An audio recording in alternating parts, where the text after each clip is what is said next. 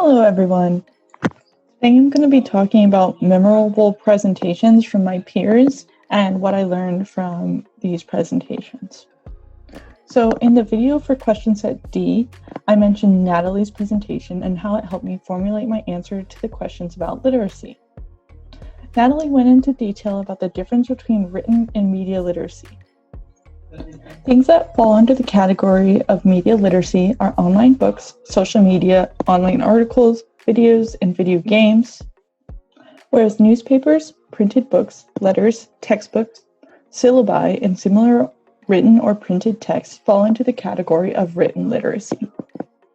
Natalie emphasized the importance of using all literacies within the classroom because each have their pros and cons, but regardless of the type of literacy, the end goal is to help students become stronger in vocabulary and different disciplines.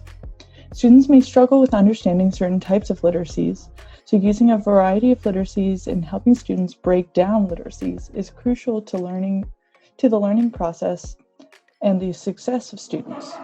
It is my job as a teacher to make sure students fully understand the relevant literacies being used in the classroom and to incorporate different types of literacies to give students variety in learning format and maintain their attention.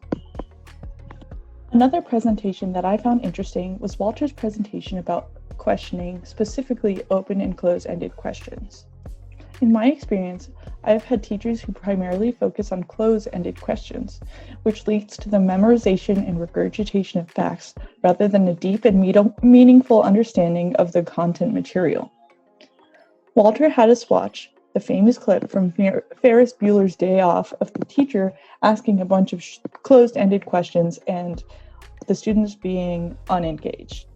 In 1930, the Republican-controlled House of Representatives, in an effort to alleviate the effects of the Great Depression, passed the tariff bill, the Hawley-Smoot Tariff Act, which raised or lowered tariffs in an effort to collect more revenue for the federal government. This is the kind of teacher that we need to strive not to be in our classroom. Another thing that I found interesting was that Walter presented us with Webb's depth of knowledge. Each of the 4 stages in Webb's depth of knowledge calls for increasingly thoughtful answers to questions, where stage 1 asks students to call and reproduce, or in other words, answer close-ended questions with one right answer, and stage 4 on Webb's scale calls for students to think extensively, meaning that students have to come up with their own unique and creative answers to open-ended questions, connecting information from different sources or subject areas to formulate their answers. Levels 2 and 3 also call for students to answer open-ended questions, but level 2 explains simply how a concept can be used in a specific situation or context, where there is typically a right answer or a set of right answers. And level 3 encourages students to explain the how and why of something, where they might think strategically and put their knowledge to use within the context of a lesson or unit.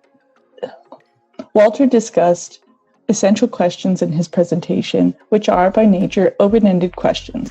He talked about how the level of openness should match the level of understanding desired by the teacher and should spark discussion among students. As a teacher, I will do my best to have the appropriate level of depth for my questions according to Webb's depth of knowledge, and I will make sure that I am not going too fast or too slow for my students in developing their understanding of material. I will stay away from unengaging questions and try to spark interest in my topics with an interesting and divisive essential question.